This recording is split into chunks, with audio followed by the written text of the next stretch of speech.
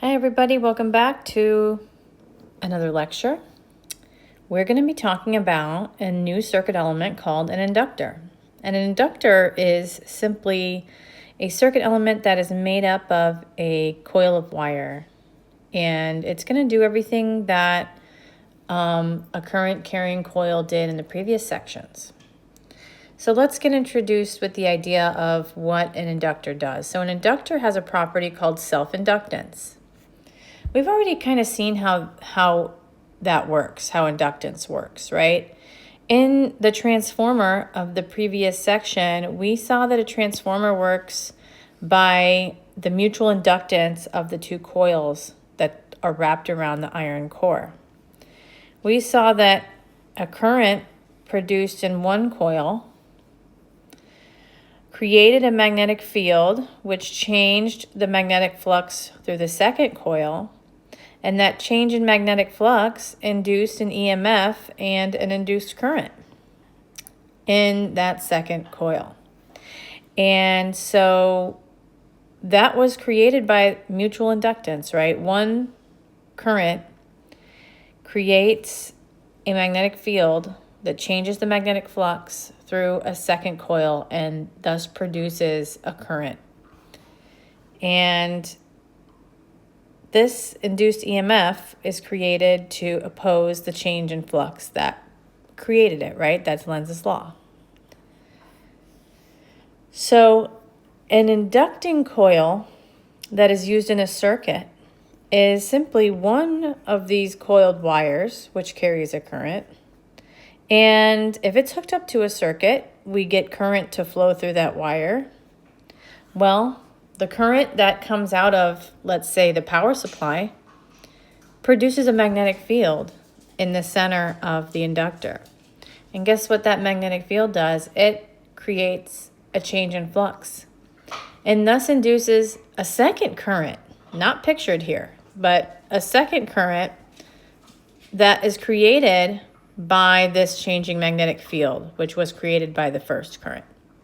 So that's called self-inductance. And so this second current, it's going to oppose the change in this current here. Okay, so if the current is increasing, so if we're cranking the knob on the power supply, increasing that current, then the induced EMF that's created will oppose that increase, right? And how is it going to do that? It's going to create a current pointing in the opposite direction. Now, if that current running through the coil is decreasing because we're turning the knob down, then the induced EMF will be directed so that the current is augmented, or so that we have a current going in the same direction as it was originally to oppose the decrease. And so therefore, self-inductance has the net effect of opposing the change in current in the coil, right? This is simply applying Lenz's law to this situation where instead of the changing magnetic field coming from a magnet being tossed around nearby, the changing magnetic field comes from us adding a current to the coil by means of, let's say, an AC generator. So let's see how to determine the EMF that's induced in this coil, okay? So here is such a coil. We call this type of coil a solenoid. We briefly talked about solenoids a couple of chapters ago. So we're bringing it up again. A solenoid is just kind of a helical curve of wire. We're going to send a current through it. And that current that we send through it, it's going to generate a magnetic field, right? Because all currents create magnetic fields. And that magnetic field is going to go through the solenoid and thus change the flux through the solenoid and induce another current that's going to oppose the change in flux. So we can define a property of this solenoid called the inductance of the solenoid, L. And the inductance of the solenoid is equal to the flux through the solenoid, which will be the number of turns in the wire times the flux through each coil, divided by the current flowing through that coil. So that's going to tell us how much opposing current is going to be induced through the value of the inductance. So how do we calculate what the inductance is? Well, we're going to need to calculate what the flux is, right? So the flux through this solenoid is going to be equal to the magnetic field times the area. Well, what is the magnetic field we're talking about here? It's the magnetic field that is created by a solenoid. And this is an equation that came from chapter 19. We kind of skipped it because in chapter 19, we really focused on a straight wire and the magnetic field going around it. We kind of skipped over this, and that's because I knew we were going to talk about it now. So here we are, we're talking about it now. The magnetic field direction and magnitude of a solenoid is given right here. The magnitude is mu naught little n I, where little n is the number of windings per meter. So, for example, if this entire coil was 1 meter long, then n would be 1, 2, 3, 4, 5, 6, 7, 8, 9, 10, 11, 12, 13, 14, 15, 16. Little n would be 16 turns per meter, okay? You can also rewrite little n as the number of turns per unit length, okay? So either way, depending on what's given in the problem, it's very easy to go back and forth. So this is the magnetic field produced by a solenoid, right? A current that is curled into a helix. And that's what's going to go into the flux in the inductance, right? So if we plug in that value of magnetic field, mu naught Ni over L. Okay, we just substituted little n for big N over L. And then the area is the area. Then when we multiply all the terms together, we can kind of clean it up, and what we get is mu naught N squared A over L. And so this is the inductance of a solenoid. So it depends on the number of turns, and it also depends on the area and the length of the solenoid. It's one of those geometrical factors again, right? Just like capacitance only depended on area and distance between the plates, inductance is another parameter that solely depends on the geometry of the object itself. So this mu naught, once again, it's 4 pi times 10 to the minus 7 Tesla meters over amps.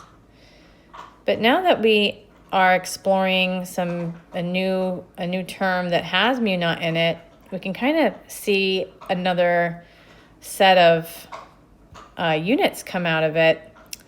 1 Henry is an inductance, okay?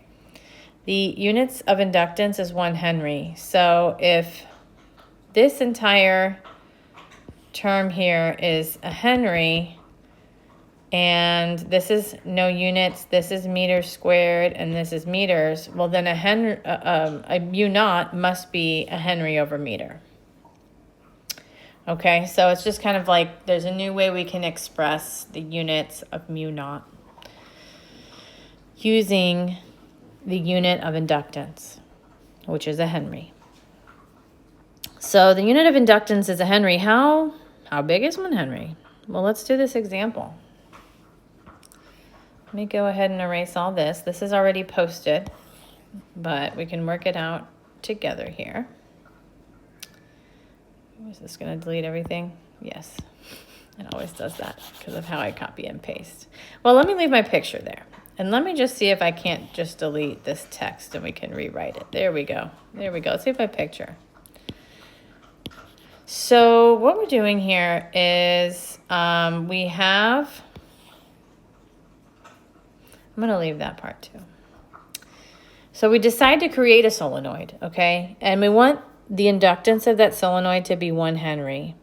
And the way we do that is we just simply wrap a copper wire around some kind of plastic, non-conducting object like a plastic pipe. And the wire that we're using has a diameter of 2.6 millimeters. And the outside radius of the pipe is 3 centimeters. Okay, so the radius of the pipe we're given is 3 centimeters. Let me go ahead and write that in SI units. And the wire's diameter is 2.6 millimeters. So each of these wires has a diameter of 0.0026 meters. Okay, so each of those wires. And the question is, well, how long of a pipe will you need to create an inductor with an inductance of 1 Henry? So let's recall what the inductance of a solenoid is. We just kind of developed it in the previous slide. It's this guy right here, mu naught N squared A over L.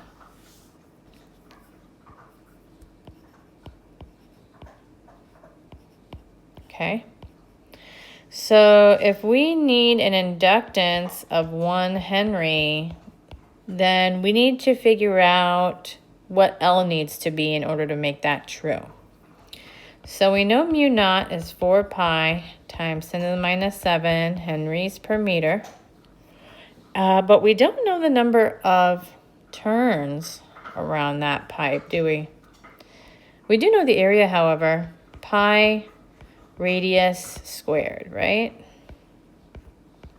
And then the second thing we don't know is the length. So we're left here with 2 unknowns and 1 equation. And whenever you have that situation, the only way to solve the problem is to find another equation that helps us eliminate one of those variables. Let me move that up here. And so we're going to use some geometrical arguments to figure out what that second equation is. Kind of like when we were dealing with the wire stretching and the resistance changing, right? We had that second condition that the volume must remain constant. Well, here the volume doesn't remain constant, but we're going to have another condition like that. And it has to do with the wire being tightly wound. So if this wire is very tightly wound around the pipe, then each of those diameters of the wire are going to be right next to each other. So if I take a cross-sectional picture of this pipe, right, I can see kind of like the tops of the wires, right, all those little diameters next to each other, and the bottoms of the wires, right? And so I can develop a relationship between the number of wires and the length of the pipe through its diameter. So in other words, the number of wires times the diameter of each wire is going to give me the total length of the pipe. Do you agree with that? Right? If each of those wires has a little width of a diameter, which was 2.6 millimeters, well, then n of those is going to give me the total length of the pipe. So in other words, ND, where D is the diameter, is going to equal L. And so I can solve for whichever one I want, right? But since we're looking for L, I'm going to solve for N so that I can plug N up here and only have L's in my equation. So N is L over D, and then since that term is squared in my inductance equation, N squared will be L squared over D squared. So let's go ahead and plug that in.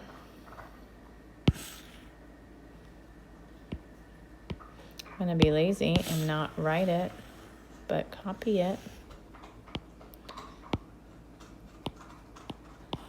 Okay. So now N is going to be L squared over D squared. And we can plug in, well, we can first sorry about that, get rid of the L here, and then we can plug in D.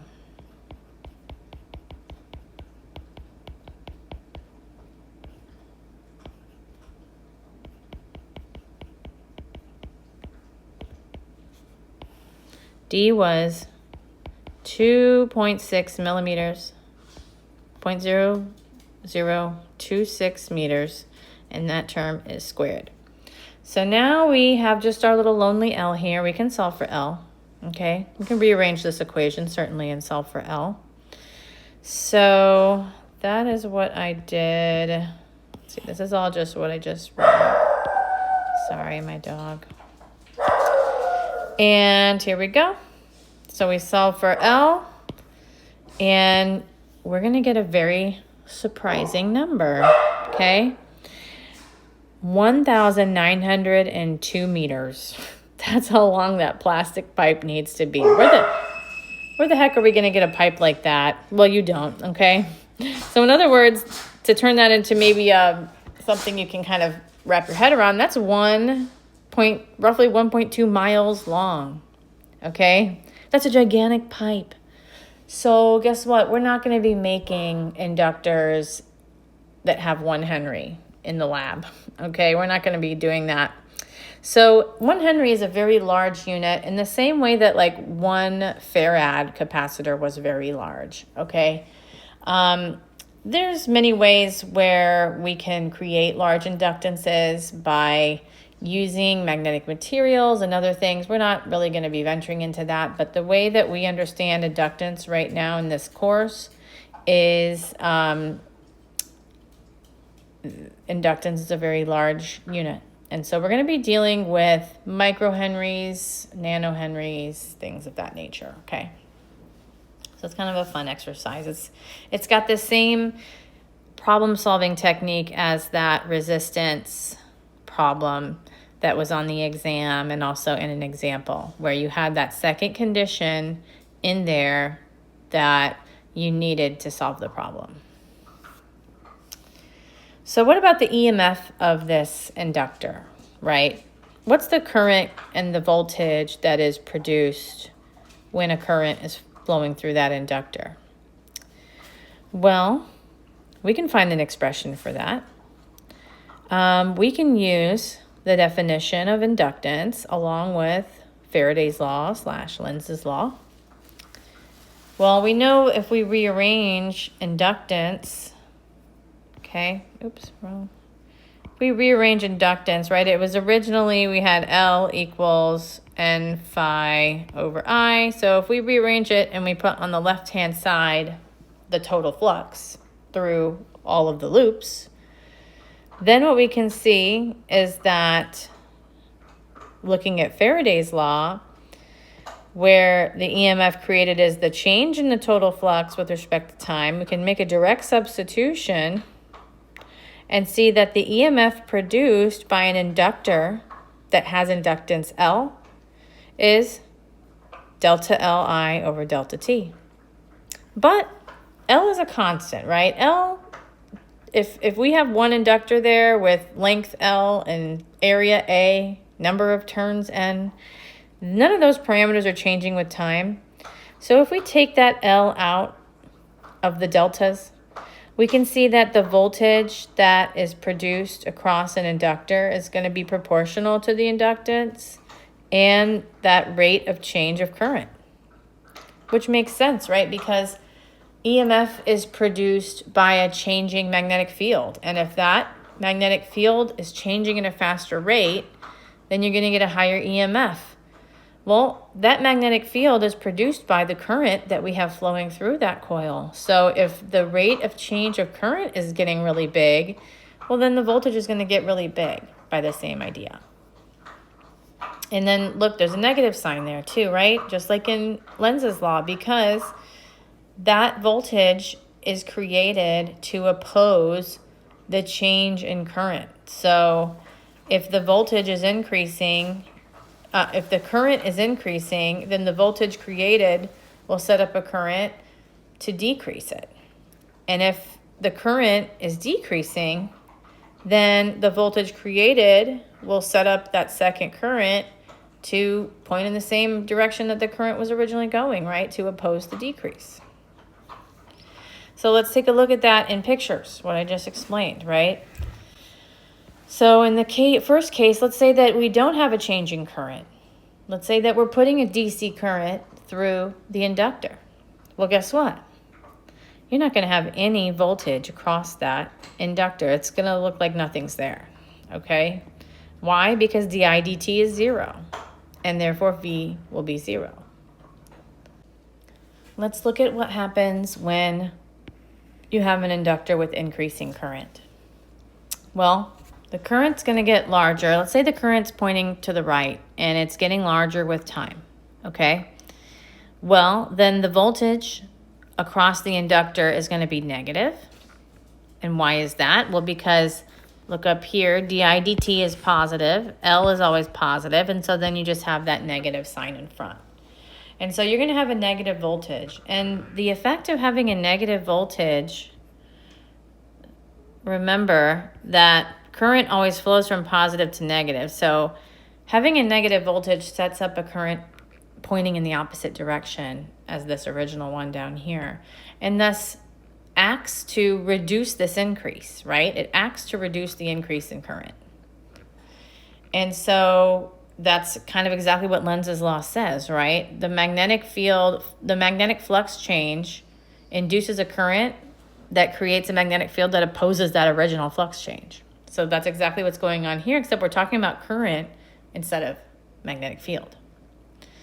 So now in part C, we're looking at an inductor, and we're sending a current in there that's decreasing with time. So you can see this arrow, the current's pointing to the right, but it's getting smaller and smaller with time. Well, what's going to happen is a voltage will be created in the inductor that will oppose that decrease by creating a positive voltage. And so it's going to create a positive voltage across the inductor. So if we have a plus over here and a minus over here, well, that's going to set up a current that's pointing in the same direction as the original current that was flowing, right? Because we don't want it to decrease anymore. We want to add more back in. That's what Lenz's law tells us, right? That these currents and fields that are created, quote, out of nowhere, unquote, they're created to oppose any change. So because in part C we're getting a decreasing current, the voltage across the inductor will be such that a voltage is created to set up a current that points in the opposite direction. In the same direction as the original current to oppose the decrease. So we can summarize these observations, right? The voltage across an inductor opposes any change in current through the inductor. And if the current is not changing, well, guess what? Then the voltage is 0. So watch out, but also a review. All right, let's review something. Let's review voltages real quick, because this is our third circuit element, right? We've talked about resistors and capacitors and inductors. We just now looked at what is the voltage across an inductor. It's negative L di dt. Well, let's review what's the voltage across a capacitor. Remember, it's Q over C. What's the voltage across a resistor? It's IR. And then finally, we just learned that the voltage across an inductor is negative L di dt. So we have these three voltages. This is kind of a little foreshadowing. We're going to be dealing with a circuit that has all three types of circuit elements in it. Okay? Not yet, though, but we will get there. Let's mess around a little bit more with an inductor. Okay? I kind of have it worked out already. Let's just walk it through. It's a very straightforward example. Let's say that we have a half millihenry inductor, and it's in a DC circuit, okay? So there's no changing current, and that DC current running through the DC circuit is 0.5 amps. If now we decide to increase the current to 0.9, okay, so we are effectively creating an alternating current. It's not really alternating, but we are increasing the current suddenly. to 0.9. And we're doing it over a time period of 0.15 milliseconds. Oh, it looks like the reason for that increase is due to a fault in the circuit. So that can happen a lot, right? Something goes wrong in the circuit and a lot of current is released and suddenly floods the thing on the other side of the circuit. For example, a hairdryer, right? Something goes wrong with the hairdryer and it sends a huge current back through to the wall, or maybe something goes wrong with your wiring in the house and it sends a huge current to the hairdryer. Well, this inductor, if there's an inductor in the circuit, you know its job, right? Its job is to oppose any crazy changes in current. So that's what this one's going to do. If there's an inductor in this circuit, it's going to oppose that crazy increase in current. And let's take a look at it from the perspective of a positive charge. Moving through the inductor, is there a voltage rise or drop? So if we are calculating the voltage due to this increase in current, we're going to have the negative sign in the front, right? It's the definition of the voltage of it through an inductor. We're going to have the value of the inductance, and then we're going to have delta I over delta T, which is final minus initial, right? Delta is always final minus initial. Well, that's going to be a positive number because it's an increase. And so then our voltage will be negative, right? It's going to set up a voltage that will create a current that will oppose the increase. So this current will be going in the opposite direction as that increase is to oppose the increase. And so that voltage will be negative, and therefore, if a positive charge is flowing from the left to the right, it's going to see a drop across the inductor. Right? It's kind of like the picture I drew earlier where you have you have one side is positive and one side is negative because it's a drop, right? It's going from high to low, so it's a drop. Well, positive charges always flow from high potential to low potential. So if I have a positive charge here, it's going to see a decrease in potential and therefore a voltage drop. Okay? The voltage opposes the flow of current, right? The voltage that's created in the inductor due to the increasing current is going to oppose the increasing current by setting up a negative potential. So to wrap up this section, this introduction into this new circuit element, let's look at the following circuit elements, right? Which of these devices does the voltage across that device depend on the current that flows into that device? So V equals IR for a resistor, right? V equals Q over C for a capacitor. And V equals negative L di dt for an inductor. So we have two of those that depend on the current flow, right? Right? None of the language in here says rate. If it said only depends on the rate of current flow, meaning the IDT, well, then the answer would only be inductor. But since it just depends on the current flow, whether it's flowing or not, we're going to have two answers here, the resistor and the inductor. So more than one of these, which would be the resistor and the inductor.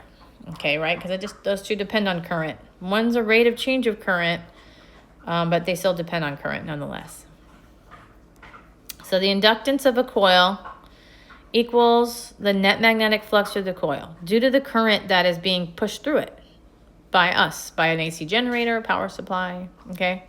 And then that inductance is equal to the magnetic flux generated by that current divided by the current itself, right? In other words, this sentence is simply stating this equation right here, N phi over I. And then we saw that this inductor, which is a circuit element or a circuit device, what it does is it opposes any change in the current through that device.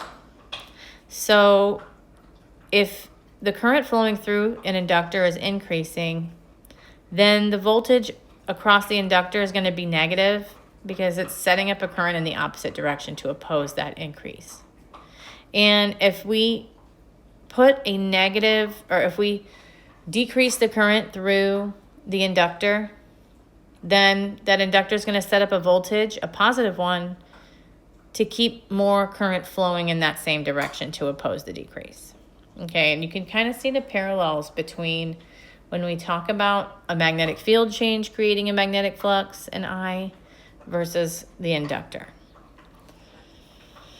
So let's now begin to put some of these circuit elements together, and we're going to talk about what happens when an inductor and a capacitor are together in a circuit by themselves.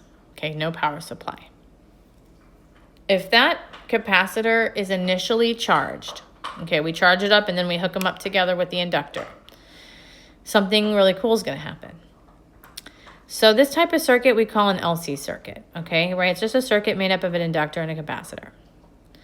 And there's a switch here because we've charged the capacitor, but we don't want it to discharge until we're ready. So when we're ready to discharge the capacitor into the circuit, right, by getting those charges to start flowing, we'll close the switch when we're ready for that. So let's say we do close the switch. What happens?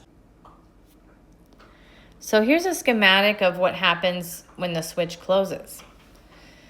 If you go to your pre-lecture videos, there's a really great explanation of LC circuits, and it has a really good animation that is going to help you see this picture right here a lot more clearly. So what I recommend is you pull up that pre-lecture video and you kind of take a look at it and you look at this figure at the same time, okay? And kind of see how they compare. I will let you guys do that.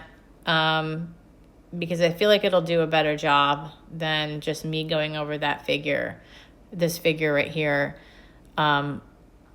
just on its own, okay? It'll get a little bit dry and confusing. So, but what I want to do is I want to summarize what this figure is telling you. So what this figure is telling you in summary is that the charge on the capacitors, on the plates of the capacitor, they oscillate back and forth in simple harmonic motion.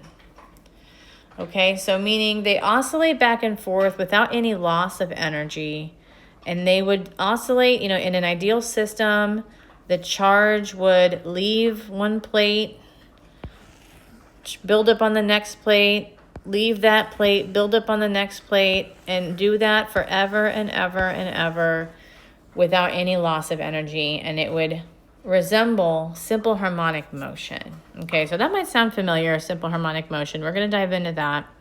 So if the charge is oscillating like that, well, what does that mean? That means that the current is flowing as well, and it's moving clockwise, counterclockwise, clockwise, counterclockwise for all eternity. Okay? So if we were to apply Kirchhoff's laws to this circuit, add up the voltages, right, for each circuit element, set them equal to 0, right? That's what Kirchhoff's law is. What we would see is, well, remember VC is Q over C, VL is negative L di dt. This guy's negative because we went, because of the way that we went in the circuit to add up V's, okay? And what you find is that you get this as a result. Okay, so this is going to be an equation that describes the time dependence of the current as it oscillates back and forth. And I know it looks a little bit crazy, so you're not going to really be working with this, but I'm just showing you, this is kind of like a derivation. I'm showing you where this next set of equations come from. Okay, it comes from that one. And what this equation tells us is that LC circuits behave just like blocks attached to springs, what you learned in, I believe, chapter 12, right? A block that is attached to a spring, if you're to pull that block like this, and it's in a perfect ideal system, then that block is going to bounce back and forth, back and forth, back and forth for all eternity. In a very similar way that the current goes back and forth in the LC circuit. So what we say is that a circuit with an inductor and a capacitor has simple harmonic oscillations that are analogous to the block spring system. And so you can kind of see that the matching up here, right? We have like some mass. We have a change in velocity with respect to time. And then we have on the right-hand side of the equation, a negative constant, okay? And the relationship is, remember the V is dx dt, right? I is dq dt, so there's the same relationship there. So all that you need to worry about these equations is noting the similarities between the block and spring system. And this table further compares the quantities in the block spring system to the LC circuit and just kind of gives you a better idea. You know, if you are familiar, if you still remember this stuff, you can see the analogous components and it can help you picture what's happening in an LC circuit. So the time dependence of the harmonic oscillations, right? The oscillations of the charge in the case of LC circuits, it's going to have the same relationships as it did for the block spring system, where the angular frequency of the system, right? Block spring system was given by square root of K over M. Well, now it's given by 1 over LC. And the period, well, we can get by 2 pi over omega, and then the frequency we get by 1 over the period, right? So here's all those relationships. And they are all identical to the block spring system, except K is replaced with 1 over C, and X is replaced with Q. Okay? And L is, mass is replaced with L. Okay, so that's basically how, you know, instead of deriving all this mathematically, we're kind of using the fact that it behaves like the block spring system to give you all these equations, right? Because to derive all these equations actually requires a little bit of calculus, and obviously we're not expecting you guys to know any of that. So we're doing it this way, okay? Showing you the similarities. And it's really interesting, right? It's a really interesting part of math, and this is why physics is kind of really cool, is you can have two completely different things, right? A mass in a spring and charges in a circuit with an inductor and a capacitor, and you get the same, you can use the same math to describe the behavior of these two completely different systems. I think that's super cool. So let's further dissect this equation up here, okay? From that equation that I just circled, you can actually describe the current at any time t and the charge Q at any time t, and that is how you would describe them. I'm not going to go into how we got these equations, but just know that there they are and how to use them. And so you definitely see the simple harmonic motion, right? Because you can see the trig identity, the cosine and the sine, right? You can see the dependence of the charge with respect to time as a cosine function and the current as a sine function. So there's definitely oscillatory behavior going on, right? And the maximum current that you can get in that circuit will be equal to omega Q. Okay, that's when sine is 90 and sine of 90 is 1. So so basically these are important equations to kind of see the time dependence of the charge and the current in an LC circuit. And then the final aspect of the LC circuit that we'll look at is the energy that is in that circuit. Okay, the energy that is in that circuit is going to have a contribution from the inductor, 1/2 Li squared, and from the capacitor, Q squared over 2C. And that might look familiar, right? Q squared over 2C, that's the energy in a capacitor. But what you haven't seen yet is the 1/2 Li squared term, and that's the magnetic energy from the inductor. We call that magnetic energy. And so both of those components of the total energy of the circuit, they're going to kind of like swap places depending on where you are in the oscillation, right? So there'll be a point in time where all the energy is stored in the inductor, and then there'll be a point in time where all the energy is stored in the capacitor, and then there'll also be a point in time where maybe it's half and half or a quarter and a third, okay? And these two terms will always add together to give you the total energy in that circuit. So the question is, what is the total energy in this circuit? The total energy in the circuit at any time is constant, and it's equal to the max charge on the capacitor, capital Q squared, over 2C. So the total energy that could ever exist in that circuit is pretty much governed by the capacitor, okay, and how much charge can be stored on it. So at any time t, the total energy in that LC circuit is going to be Q squared over 2C, where Q is the max charge. Little q is going to be a variable, right? Little q is the charge at some particular time. Okay, so that's the difference between big Q and little q. And how do we find big Q? Well, big Q is found by multiplying the capacitance times the amplitude of the voltage that we are putting in the circuit with, like whatever we charged up the capacitor with, basically.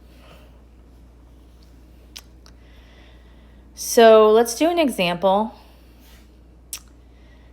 We have an oscillating, let me go ahead and get rid of this.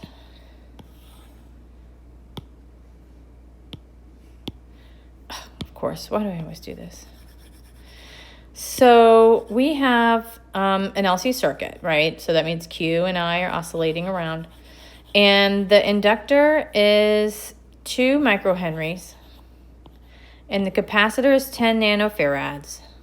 And then we're told that the maximum charge on the capacitor, so that'll be Q naught, is 0.4 microcoulombs. So the question is, what's the total energy in the circuit? Right? Total energy of the circuit, well, it's dictated by the maximum charge. So the total energy in the circuit is Q naught squared over 2C. So that's going to be 0.4 microcoulombs squared over 2 times the capacitance. And that comes out to be, let me get my calculator.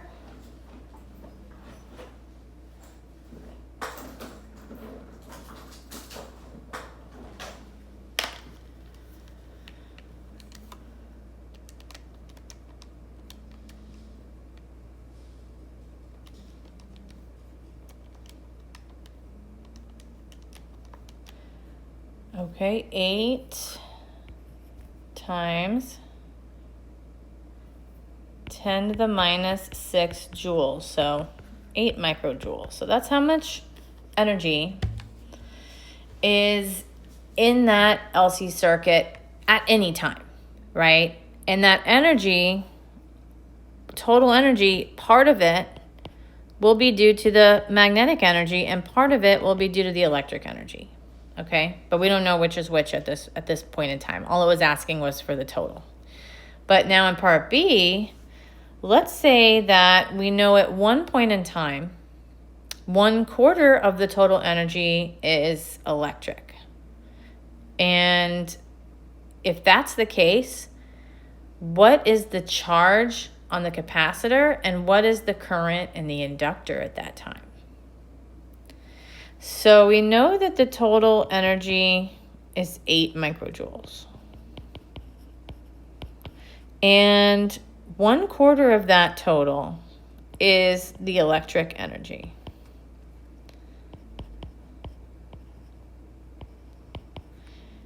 Okay, which is 2 microjoules. And the electric energy is 1/2 Q squared over C. So we can use this to find the charge, right? Because we know C. So the charge then will be 2 times the capacitance, which was 10 nanofarads,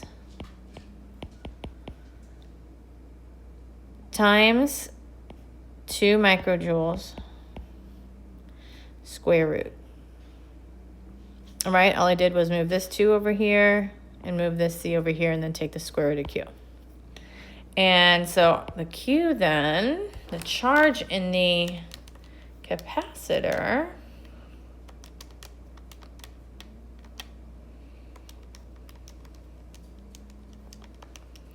will be 2 times 10 to the minus 7, which is 2 times 10 to the minus 7 coulombs, also known as 0.2 times 10 to the minus 6 coulombs, or 0.2 microcoulombs. Okay, so now what about the current through the inductor? Well, if 1/4 of the total energy is in the capacitor, then 3/4, right, the other portion of the total is in the inductor. So UB will be 3/4 of the 8 microjoule total energy. And 3/4 comes out to be 6 microjoules. And that's going to be equal to the magnetic energy, which is 1/2 Li squared. So we can do the exact same thing here and solve for I. I is going to be, move it down a little bit, square root of 6 microjoules times 2 divided by L, where L is 2 microhenries. Okay, so the whole thing's square rooted. So let's figure out what the current is.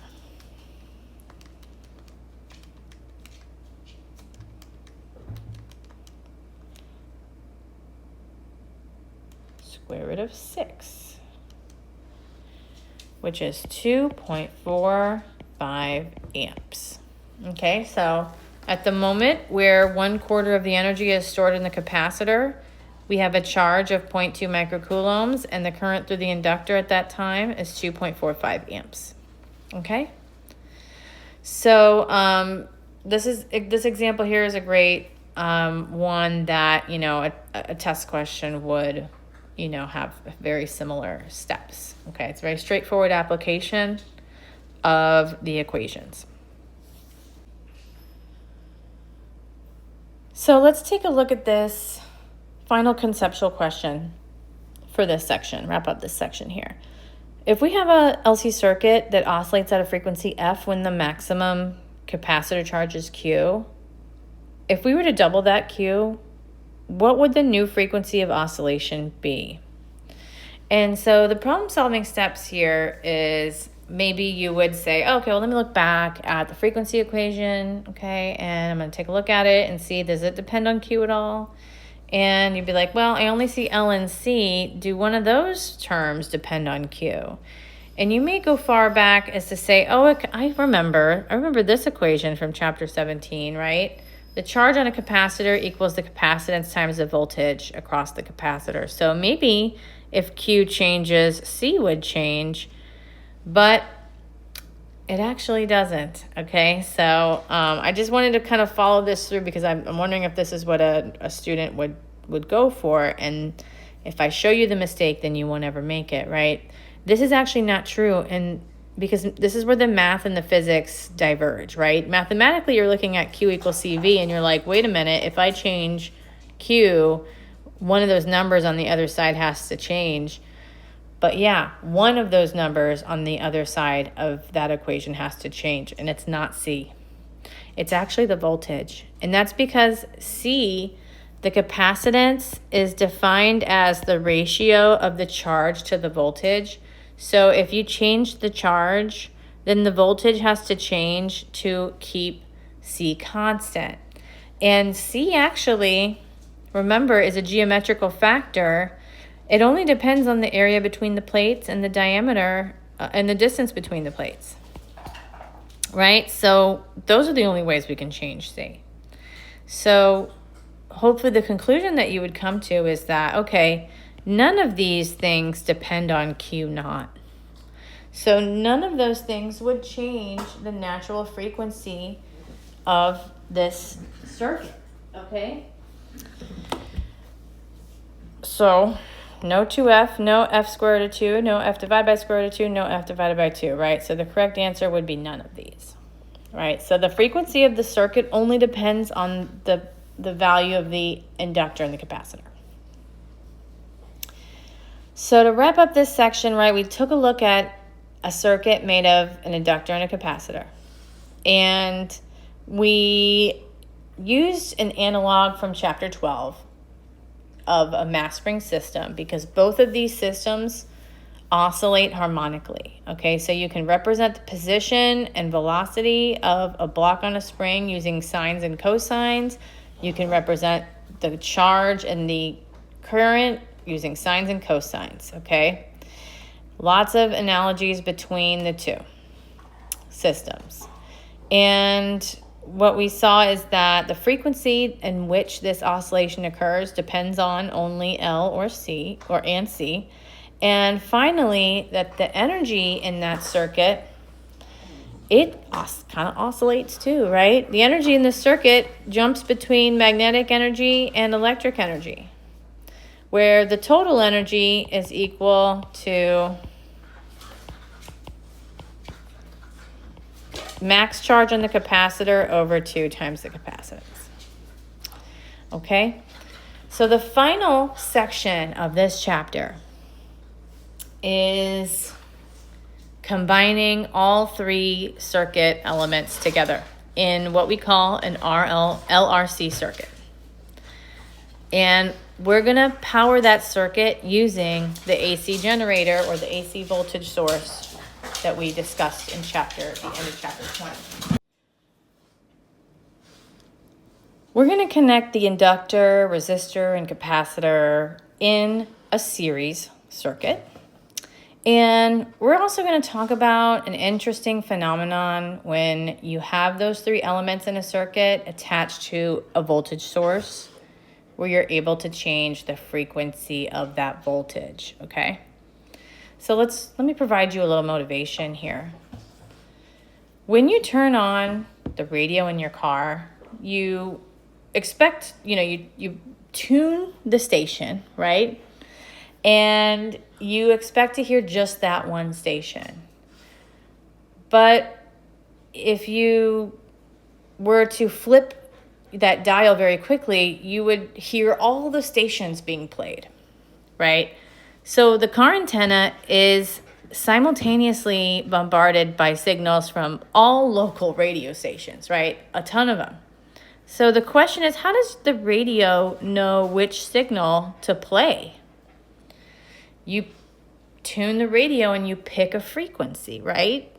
110, 107.2 megahertz, 102.5, 98.7, etc., right? When you are spinning around on the radio station, you're picking a frequency.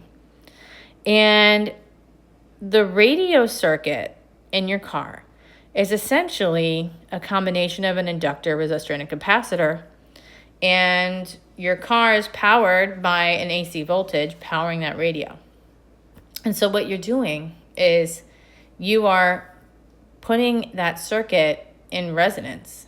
And that resonance value is allowing a particular radio station to be picked up. So we're going to talk about that. So these circuits can be designed to give a very large current in response to a particular frequency. And while that current is really high for that one frequency, all the other currents will be low for the other frequencies. So when you tune a radio, you're adjusting the circuit so that the frequency that has the greatest response matches the frequency of the station that you want to hear. This is what a series LRC circuit looks like, right? It's simply an inductor, a resistor, and a capacitor in series with an AC source. So that's what an AC source looks like. And this AC source provides a voltage that varies with time according to a sine function, right? V naught sine omega t. So we expect that when we complete this circuit by closing the switch, that there will be an oscillating current in that circuit that's oscillating with frequency omega. And what you observe is that at low frequencies, so at small omega, the capacitor will keep the amplitude small. And that's because capacitors only work in DC, right? So capacitors do not behave very well in AC current. And on the flip side, when the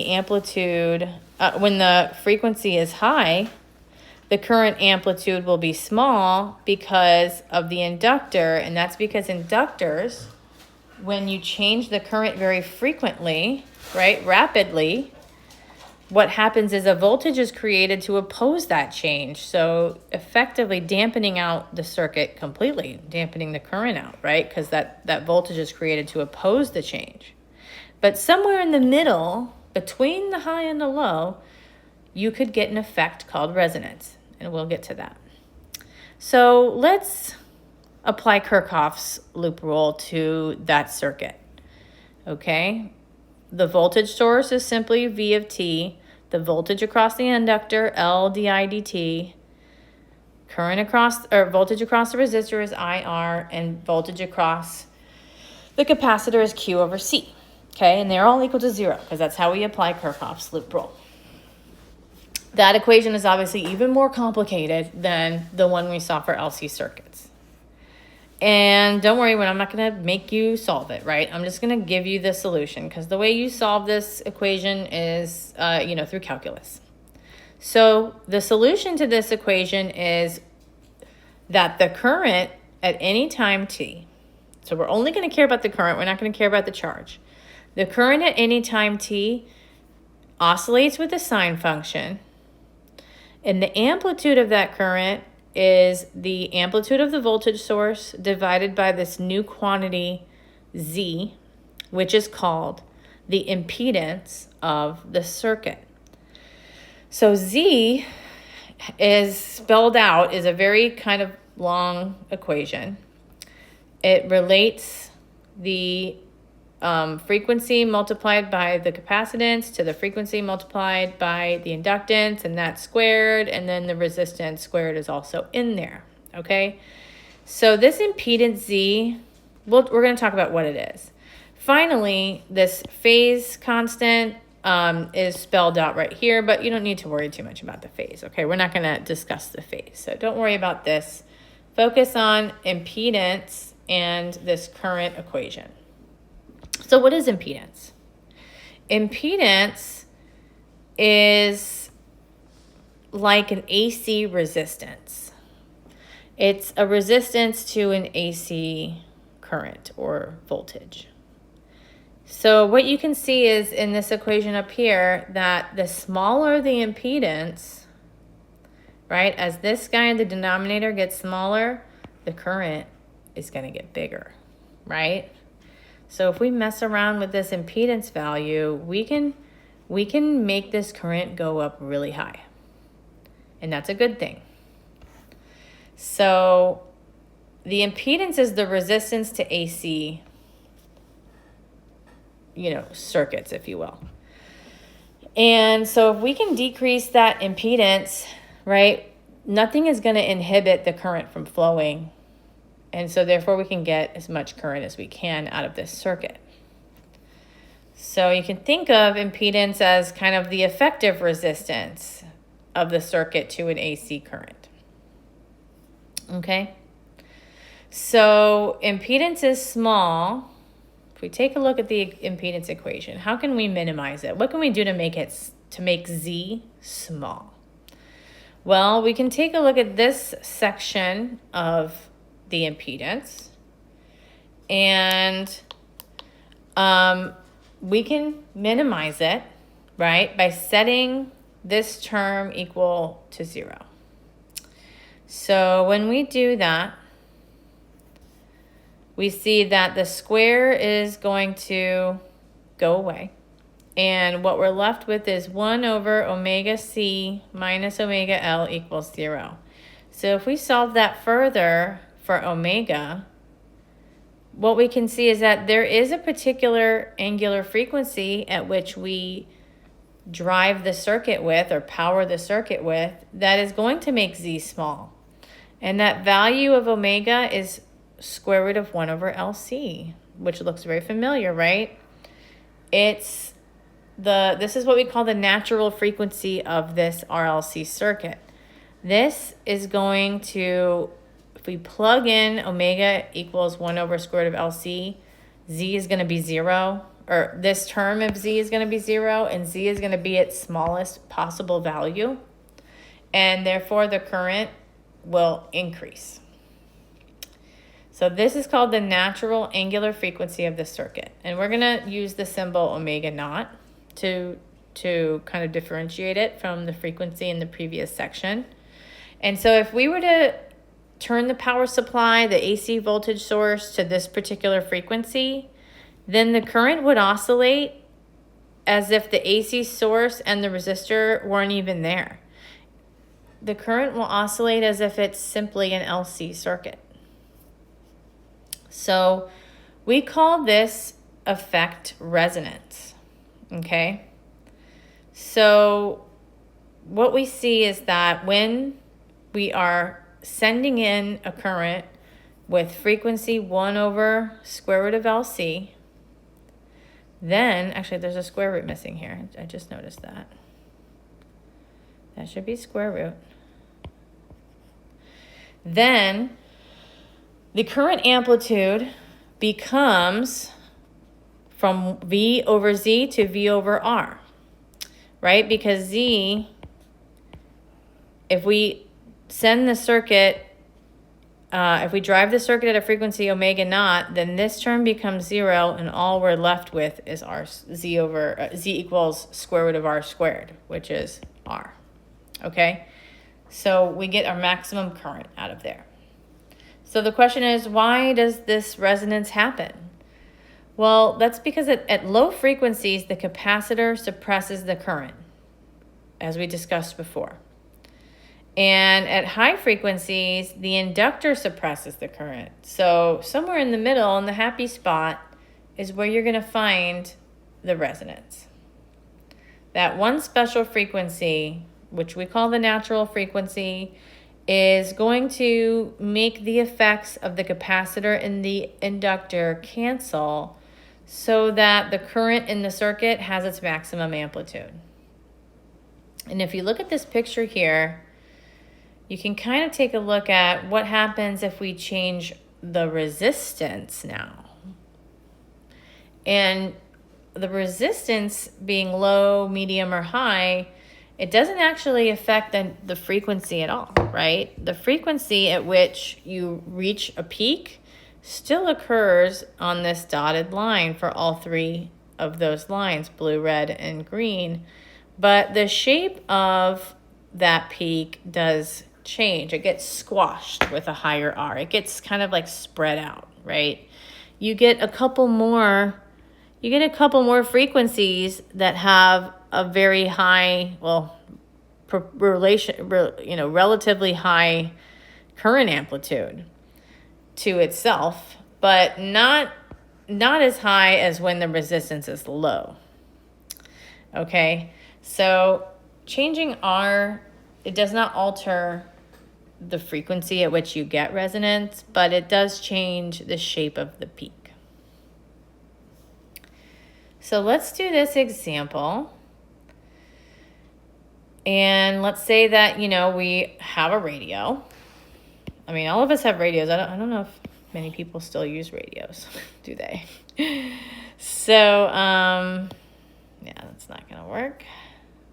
I'll just leave it up. So let's say that we have an FM radio Okay, and by tuning it, what you're actually tuning is the plates of an adjustable capacitor. Okay, but that's not part of the problem. That's just kind of a fun fact. This capacitor is in series with an inductor. And the resistance of the whole circuit is 755 ohms. The peak current induced in this circuit becomes large when the natural frequency of this circuit matches the carrier frequency of the wave, right? So that's how we explained how the radio works. With that said, what is the frequency of the FM station that is tuned in when the capacitor is adjusted to 19.6 picofarads? So in other words, what is the resonance frequency of a circuit that has a capacitor of 19.6 picofarads and an inductor of 0.13 microhenries? Well, we know that. The frequency is given by this. So the frequency then, if we plug in everything, it's going to be 1 over 2 pi square root of 1 over LC. And if you calculate this in your calculator, right, what you're going to end up with is 99.7 megahertz. So the radio station that you're tuning into is 99.7. Part B. If the peak operating voltage in that circuit is 9 volts, what is the peak current? So in part B, let's remember that we are at resonance right now, right? We are tuned in to 99.7. So we are in resonance, right? And so the voltage then, if we're in resonance, Z becomes R, right? So if we're solving for current, V over Z, but guess what? At resonance, this stuff here becomes 0, and Z equals square root of R squared, which is just R, right? Since omega is 1 over LC, which is what we tuned in right here in part A. And so therefore, V equals IZ becomes V equals IR. And so when we solve for current, we will be using R instead of the impedance. And the reason is because in part A, we tuned the circuit to its resonance at 99.7. So we simply divide V over R in the same way we did in chapter 18. And what we get is a current of about 11 milliamps, 12 milliamps, 0.0119 amps. Okay, so this example, it's about the language, right? Getting used to this language, circuit language again. We kind of talked about it for a little while, and then it went away, and now it's back. Okay, and this is probably one of the last times we'll be talking about circuits in this way. So let's look at this got the concept, and then we will be all wrapped up for this final section of chapter 21. So in this got the concept, we're looking at an LRC circuit, and we're looking at one that has a resistance of 1 ohm, capacitance of 5 microfarads, inductance of 20 microhenries, and a voltage of 1 volt. If we were to increase the resistance to 2 ohms, but keep everything else the same, which of the following would be affected? So let's look at all the options and write down the equations that go with it. So the natural angular frequency, well, we know that is 1 over square root of LC. The current amplitude at resonance, right? Remember, at resonance, the Z turns into an R, so the current amplitude would be V over R. Finally, the current amplitude when the driving angular frequency is twice the natural angular frequency, so the current we would need to express as V over Z, And if I just write out what Z is, okay, without applying the condition of twice the natural angular frequency, okay, I can take a look and see, does it depend on R or not? So it does, right? This depends on R, this depends on R. However, the natural angular frequency does not depend on R. So the answer is 2 or more, okay? And the 2 being B and C, because they both depend on the resistance. Okay? So to wrap up this final section in this kind of long chapter, we looked at an LRC circuit made up of the 3 circuit elements that we've learned so far. And when they're all connected in series, tied to a source of an AC voltage, a current, an AC current, right? We saw that if we change the frequency of that AC voltage to a certain value, we get a really high current out of it. And that value of frequency is called the natural frequency of that RLC circuit. And it was equal to 1 over square root of LC. Okay. And when that current is at its maximum, right, P equals IV, that means the power is at its maximum, and we can do a lot of great things with that circuit. For example, use it to find a radio station. So in an RLC circuit, the charge and the current oscillate in the same way they do as an LC circuit, but there's a resistor in there, so the resistor will end up eating some of that energy, right? But if there is no resistance in the circuit, then the energy would remain constant. So that ends this chapter on AC current. We looked at a lot of different aspects of AC current, transformers, a couple of different circuits, a new circuit element called an inductor. Okay, so there's a lot to take in here.